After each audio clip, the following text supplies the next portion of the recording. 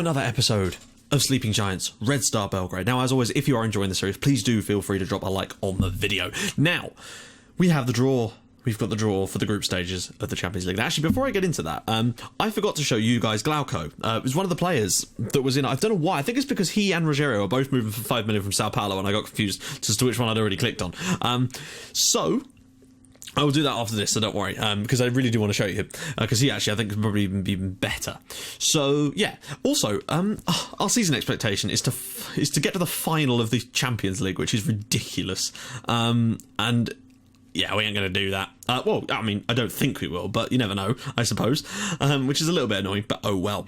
So top pot, we've got Man United, Chelsea, Barca, Atletico, City, Juve, Real Madrid, and PSG. In the second pot, which I really hope we're still in, oh, thank God for that, is Benfica, Roma, Ajax, Bayern. Interesting, we can avoid Bayern now. Dortmund, us, Porto, and Monaco. Let's see who's in that pot three, though.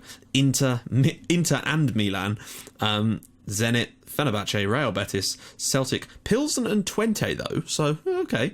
And in the bottom part we've got Shakhtar, Copenhagen, Olympiacos, Bruges, Stuttgart, Ludogorets, Grasshopper and FC Brasov of Romania. So, interesting. I don't know, let's just see how we do, shall we? Let's just go for this and see what happens. Oh god. Right, first out. Man United, Man City. Who do we want to avoid? I wouldn't mind Man United. I'd take Man United. I want to avoid City and Barca if we can, although we've beaten City before. Real probably avoid. I don't know, actually, at this point. It's kind of a case of, well, let's just take who we get, really. And we've been given no. And no. As long as it's not Barca, actually. That's the one I want to avoid, is Barca. Okay, we've avoided Barca. And we've avoided Real as well. And we've been given PSG again. We do love playing PSG, and I think we could maybe pull something off in that one. It's not such a bad idea. So that's a tough group, my God. Betis into that group. Celtic in with Dortmund and Juve. Zenit go into that group. Ooh, Milan, right, okay, that's not too bad. Who we get? We get Victoria Pilsen. Excellent for the third pick. That's better. I think we've got a real chance here. Right, it's all about this last one, though. I would love to get someone like Brasov, or someone that we can just hopefully beat over two legs quite comfortably, you'd feel. Oh, it's still up for grabs. Still up for grabs. Oh, we got Grasshopper Zurich. It's still not a bad group. I'll tell you what, guys. I think that's one of the best groups we've had for a very long time. I think there's a chance we could win this one. Yeah, we should be able to get home and away wins against Grasshoppers and Victoria Pilsen, and then it's just a case of what we do against PSG. Maybe. I don't know, I'm really, really feeling positive about it. Plus, with the way we're playing lately, we are playing out of our skin. Anyway, I just want to quickly show you Glauco before we move on to the next bit. So let me just go to future transfers. Right, so here we go. Again, advanced forward type of player, but this one I'm just ecstatic about. Like, seriously, his stats for an advanced forward are perfect. Just so good. Plus, his hair looks like the Sydney Harbour Opera House, and that is always something you want to have for your players. So, yeah, there we go. I'm really happy with him as well. I don't know when he's joining us. I think he's joining us a bit sooner. Yeah, in fact, he's joining us in January, so that should be good. Having him join in January is going to be awesome. We have to wait till next summer for Pala, and then the following January for Rogério to join us. But I'm still really happy with that. So sorry about that for leaving it out of yesterday's episode, guys. Right, I'll join you guys in a sec where we will be playing our first Champions League match, and I'll be going through what's happened this month. See you guys in a minute. Right, guys, we are back, and it is the day of our first match in the Champions League this season. It is against Grasshopper Zurich, away from home. Now, based on that, I've decided that the game we're going to skip in this year's group stage will be the home game against Grasshopper Zurich, because they're the weakest team in the group and we're at home to them, and it seems a bit pointless because we're almost certainly going to win that game, and that means that the other games, are slightly less important, and it's not a bad one to have the way that the games fall anyway, so that's good. Now, of course, we've played some games in the meantime, and we've had a lovely old time of it in the league. We really have. We started off with yet another one of those ridiculous 10-0 victories, dominating every facet of this game. But you'll notice that Efraim Maman scored 4 goals on the opening day of the season. He is a monster. Sidibe, Kone, Savicevic, Toshka contributed a goal, and Alez Ulier contributed a brace after coming off the bench to replace Savicevic, who's been out for 2 or 3 weeks. Also, I should point out that Chufedzic got that injury in the cup final earlier, 3 to 4 months with a torn calf muscle. It is a serious problem, and that is not good, but we've managed to cope so far. I mean, we were dominant in this game. Thing is, though, you might go, well, Maman got 4 goals and an assist, so that's good. And it is. You'll notice also that the second best performer in this team, though, was Amir Ashraf with a 9.4. The reason for that? Because he got 4 assists in one game as well. And he would have been man of the match for me if Maman hadn't decided to go on a crazy run of games. In our next match, we were away against Novi Pazar. And things kind of continued in much the same vein, in the sense that obviously Ulia started this one and got himself another brace. So 4 goals in 2 league matches for him. Also goals from Burez, Maman, of course, and Abdullah Kofi gave us a 5-1 win with Luka Markovic getting the goal for Novi Pazar, which was a shame to concede there, but, sometimes stuff happens. And it was a poor one. Again, hit the goalkeeper, deflected into his own net. I'm so sick of those goals. Lucas started up front in this one, but again, he just couldn't get into the game, and he's still yet to find his first goal for us. A little bit worrying. That is the one sort of downside to the way we're playing at the moment. Next up was Napredak, and this was a game that needed a hero, and that hero was Alez Ulia, scoring his 3rd brace in as many games. He scored 2 goals in each of his 3 appearances for us this season, making him our top scorer at the league at this point with 6 goals. Just incredible stuff. I'm genuinely massively happy to see him performing as well as he has in that role. He and Maman are just tearing things apart. In our next match, of course, away at Jagodina, the first time that Ulia didn't actually score because he was rested. Had a slight knock, so we decided, but of course that meant Efrem Maman stepped in and got himself a brace. But also goals from Milan Gajic and Lucas Eckel. This also enabled Amir Ashraf to grab himself another couple of assists. I mean, we're just dominating teams now, as you'd expect, but possibly even more so than last season. And in our final game of this month, we played against the bottom club, Bachka Palanka, 51 shots in this one. And bear in mind, we had a man sent off after 54 minutes in this one and just kept on going. They did get one back, which was a pain. They had quite a few shots, actually, when you think about it, considering how poor they are. But Ulia got on the score sheet, of course he did. Toshka getting himself a goal, one for Yildirim, one for Eckel, and of course one for Sidibe. And that is leaving the league looking very tasty. The league is now looking like this. We're top of it, 15 points from our first 5 matches, as you'd expect. But look at that, FK Rada up into 2nd. Is this the year that they make a challenge? You'll note that Partizan are down in 11th as they lost their first 3 matches of the season, which is incredible. So it's good to see Rada doing so well. We've got 26 goals on the board. We're averaging over 5 goals a game at the moment, which is insane. 2 goals conceded. Joint best defensive record in the league. I reckon we can still better the amount of goals we conceded last season. So let's take a quick look at the squad, so we can see who's done what. Top goal scorer is Efraim Maman with 8 goals in 5 appearances, but then Alez Ulia has got 7 goals in only 3 starts this season. That's impressive. Sidibe has 3, Toshka has 2, Eckel's got himself a couple as well, and loads of people have got 1.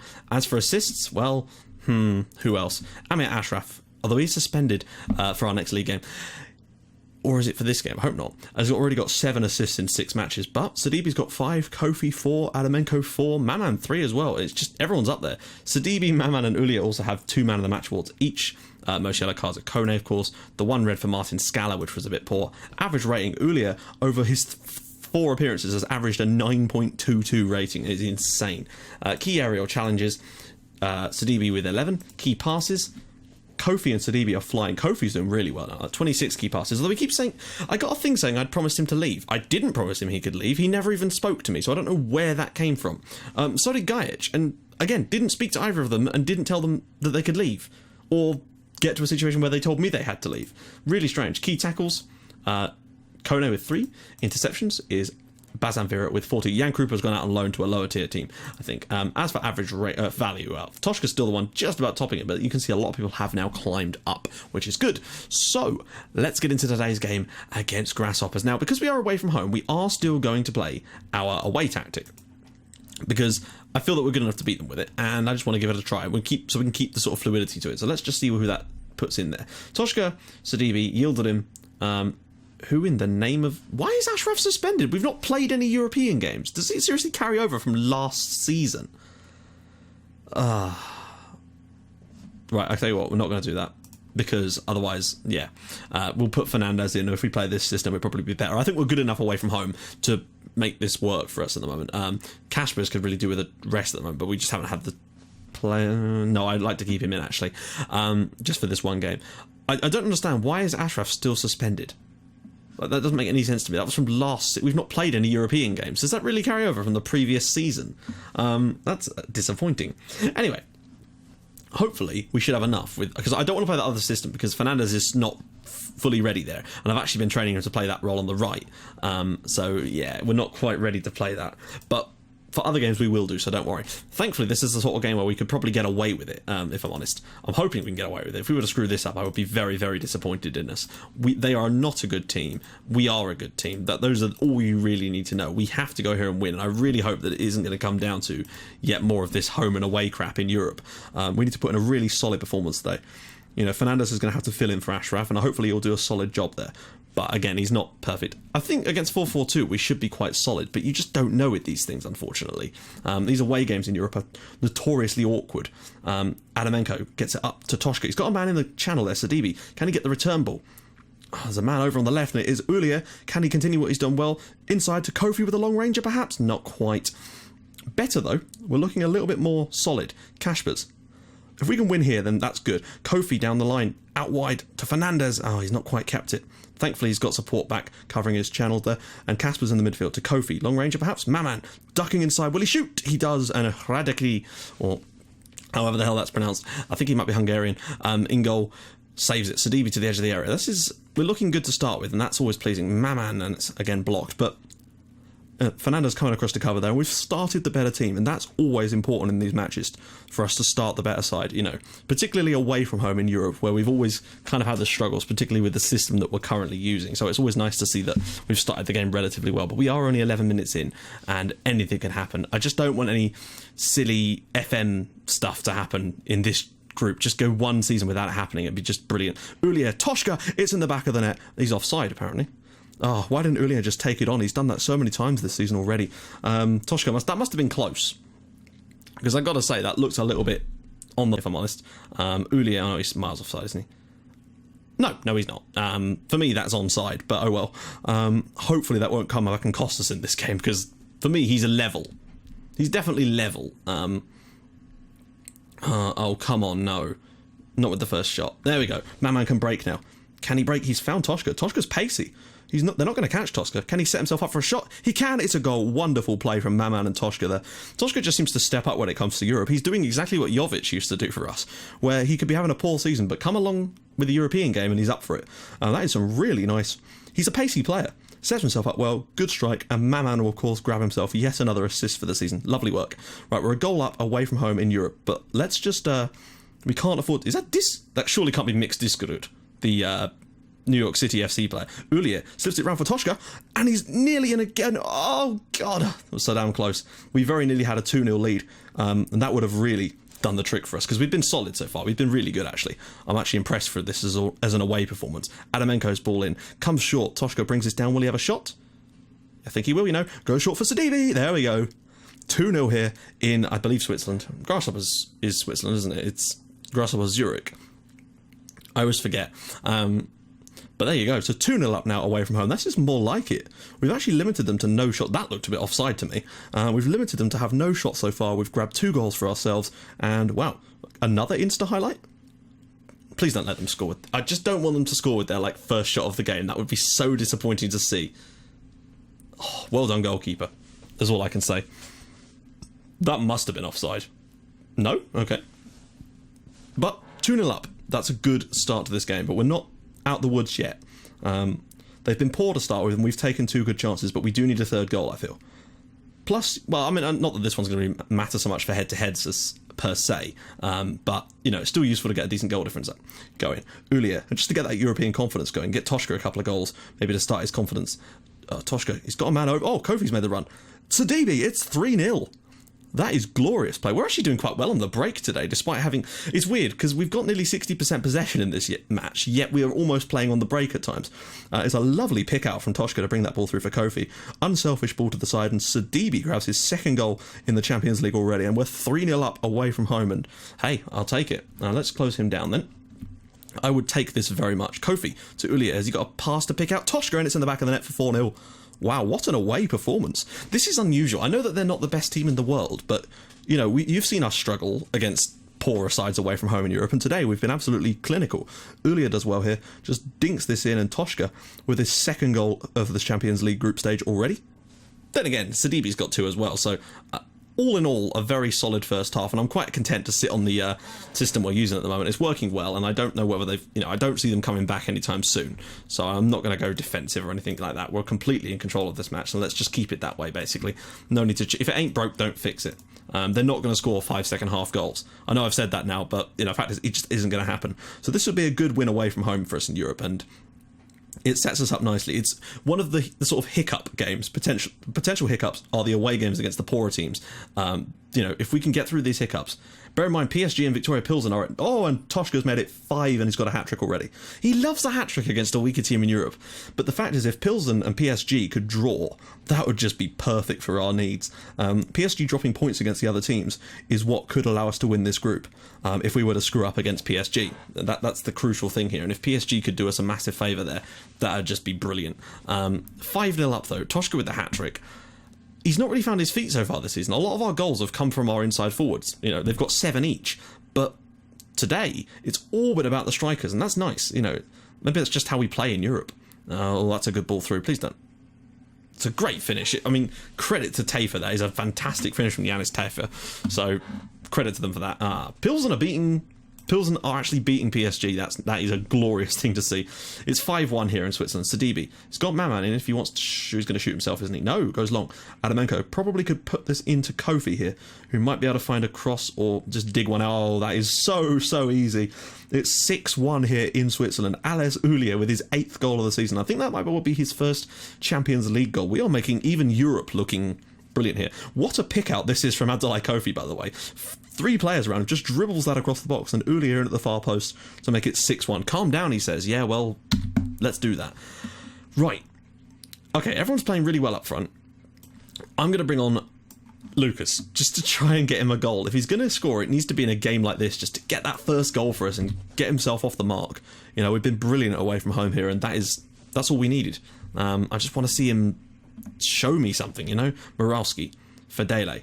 And PSG have turned it around, unfortunately, in Poland, which is disappointing. Not in Poland, what am I talking about? In the Czech Republic. It's disappointing. But hey, they've certainly made hard work of it, whereas we've come here and absolutely demolished them. And that's nice.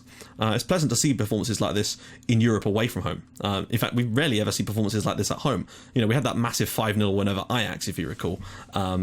But we never really, looked that emphatic. Tafer, surely not another. There we go. Arguella does well there. They've created some okay chances. They've just not been good enough, and this is certainly a sign of things to come, I hope. Considering we've actually not been able to play our special away tactic for this game, I don't think I can't say it's hindered us too much.